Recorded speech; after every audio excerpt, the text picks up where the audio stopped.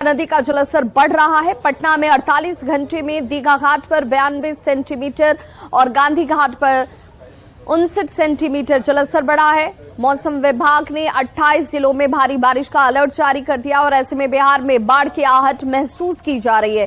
संवाददाता रवि एस नारायण की इस रिपोर्ट को देखिए। पूरे बिहार में हो रहे लगातार बारिश के कारण नदियों का जो जलस्तर है वो तेजी से बढ़ रहा है। और अगर पटना की बात करें तो पटना के गंगा के जलस्तर हो या फिर पुनपुन नदी का, उसमें तेजी से बढ़ोतरी हुई है। और अभी हम खड़े हैं पटना के दीघा घाट पे और दीघा में अगर गंगा का स्थिति जो है वो हम आपको दिखाते हैं। ये देखिए, यहाँ पे स्केल लगा है और इस स्केल के जरिए जानने की कोशिश करते हैं कि पिछले 48 घंटों में अगर बात करें तो दीघा में लगभग 92 सेंटीमीटर जो जलस्तर है वो बढ़ा है, जो बहुत तेजी से बढ़ रहा है। वहीं अगर गांधी घाट में कहें तो लगभग 69 सेंटीमीटर जो है वो जलस्तर यहाँ पे बढ़ा हुआ दिखाई पड़ रहा है। और फिलहाल अगर बात करें तो दीघा घाट पर लगभग 46 मीटर जो है वो जलस्तर हो गया है। वहीं 45.49 जो है वो गांधी घाट पे है।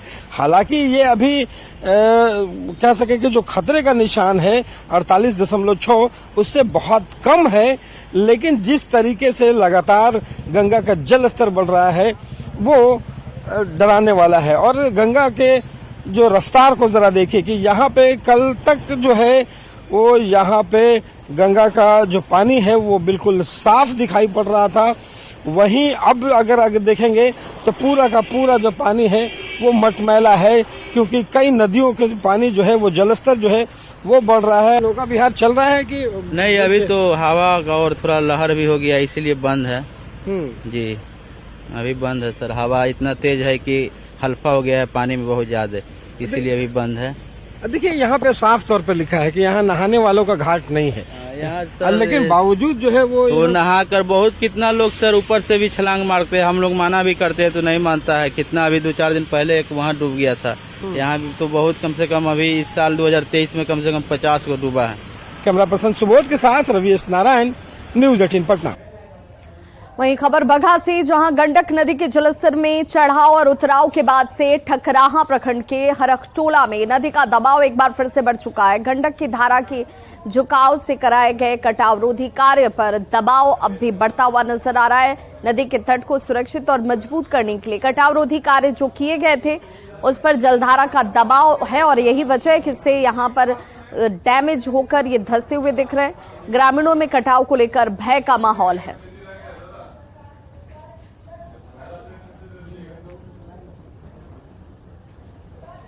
भागलपुर में एक बार फिर से कोसी ने विकराल रूप धारण कर लिया, जिससे कटाव तेज हो चुका है। कटाव की वजह से गांव के लोगों में डर का माहौल है। भागलपुर खरीक प्रखंड के सेकुंड गांव का अब तक सैकड़ों घर जो है वो कोसी में समा चुका है।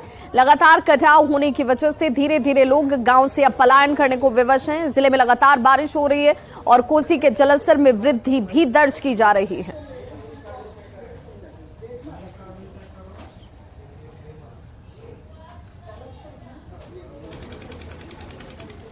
और बड़ी खबर सियासी गलियारे से आ रही है, जहां SC/ST कल्याण विभाग के मंत्री रत्नेश सदा एक्शन मोड में नजर आ रहे हैं। मंत्री रत्नेश सदा ने बिना नाम लिए हुए पूर्व CM जीतन राम मांझी और उनके बेटे संतोष सुमन पर निशाना साधा है। मंत्री रत्नेश सदा ने कहा है कि पिता और पुत्र के कामों की समीक्षा हो रही है, यानी जो कार्य किए गए थे उसकी समीक्षा की जा रही है। जल्द ही रिजल्ट सामने आएगा। सचिव फाइल खंगालने में लगे हुए। संतोष सुमन के मंत्री रहते SC/ST कल्याण विभाग में कितना काम हुआ और कितना काम पेंडिंग रखा क्या है, पूरे कामों की समीक्षा की जा रही है। साथ ही रत्नेश सदा ने सियासी तौर पर भी जीतन राम मांझी पर हमला बोला। वो प्रतिद्वंदी सिफर पर जाएगा। आप देख लिए होंगे आज की उपस्थिति, और जो हम चले हैं ये कर्मा बढ़ते रहेगा। प्रतिद्वंदी साफ हो जाएगा। गया तो उसको साफ करके भेजेंगे। आप देखते रहिएगा ना हम कैसे संभव करते हैं।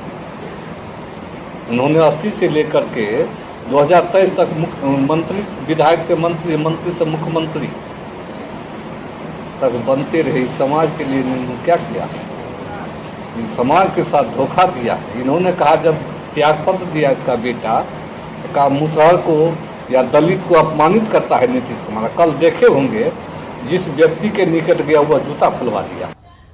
खबर जमुई से, जहां पर पुलिस पर दबंगई का आरोप लगा है। जामुन बेचने वाली 2 महिलाओं के साथ बुरा बर्ताव करने का आरोप पुलिस के ऊपर लगा। और क्यों लगा है, इन तस्वीरों को जरा देख लीजिए। घटना कचहरी चौक की है, जहां पर ये भीड़ आपको नजर आ रही है और जामुन बिनते हुए ये लोग भी आपको नजर आ रहे होंगे। आरोप है कि इन महिलाओं ने फ्री में जामुन देने से पुलिस वालों को मना कर दिया, जिसके बाद पुलिस वाले ने जामुन से भरी हुई टोकरी को सड़क पर बिखेर दिया। बताया जा रहा है कि बरहट की रहने वाली संजुली मरांडी, सरिता हेम्ब्रम कचहरी चौक पर जामुन बेच रही थी। तभी पुलिस वाले यहां पहुंचते हैं, फ्री में जामुन की डिमांड कर दी। जब जामुन फ्री में देने से इन महिलाओं ने इनकार किया तो पुलिस वालों ने देखिए वर्दी का धौंस दिखाते हुए जामुन को ही सड़क पर फेंक दिया। अब इस मामले पर जांच कराकर कार्रवाई की बात अधिकारी कह रहे हैं। वो ले लिया लूट के, तो हम छीन रहे तो वो बिक दिया उलट कर। कौन लूट रहा था? नाम नहीं जानते हैं। ये था कोई था ड्राइवर, बोला ड्राइवर था। कौन सी ड्राइवर? तेल वाला? तेल वाला है कि कौन वाला है? हाँ हाँ, सही था, पता नहीं सिपाही कि कौन है, लेकिन ड्राइवर था। ड्राइवर था। हाँ। ऐसा बात नहीं है। उसका उलट क्यों दिया? नहीं, उसको क्या किया न सर, जामुन हम उसका नहीं ले रहे थे, हम उसको हटाए कि यहाँ से ट्रक हमारा कैदी गाड़ी आता है और जाता है, कैदी गाड़ी आता जाता है, आप यहाँ से हटा लो, आदमी पीछा जाएगा, इसे लेने हटा, इसीलिए हम टोकरी हटा दिए। इसमें आप लोग के माध्यम से ये हमको जानकारी प्राप्त हुई है और इसमें हम इंक्वायरी करवा रहे हैं और इसमें जो भी तथ्य सामने आते हैं, अगर इस तरह का कृत्य किसी भी ड्राइवर या सिपाही के द्वारा किया गया है तो निश्चित तौर पर हम लोग इसमें कड़ी अनुशासनिक कार्रवाई करेंगे और हम प्रयास करेंगे कि उस महिला का जो भी नुकसान हुआ है उसकी जो भरपाई जो विधिवत तरीके से हो सकती है उसको भी करवाएंगे और सिपाही पर भी कार्रवाई जरूर होगी अगर इसमें थोड़ी भी सच्चाई पाई जाती है। सुपौल से बड़ी खबर, जहां बर्थडे पार्टी में जा रहे युवक पर फायरिंग की गई। आरोपी का वीडियो सामने आ चुका है। गोलीकांड मामले में 4 लोगों से हालांकि इस वक्त पूछताछ की जा रही है। निर्मली पुलिस पूछताछ में जुटी हुई है। अब तक हालांकि किसी की गिरफ्तारी नहीं हुई है। ये वो वीडियो जो इस वक्त आप अपने टीवी स्क्रीन पर देख पा रहे हैं। बर्थडे पार्टी में जा रहे युवक पर फायरिंग की गई और अब इसी वीडियो के आधार पर 4 लोगों से पूछताछ होती हुई, हालांकि गिरफ्तारी नहीं हुई है किसी की भी।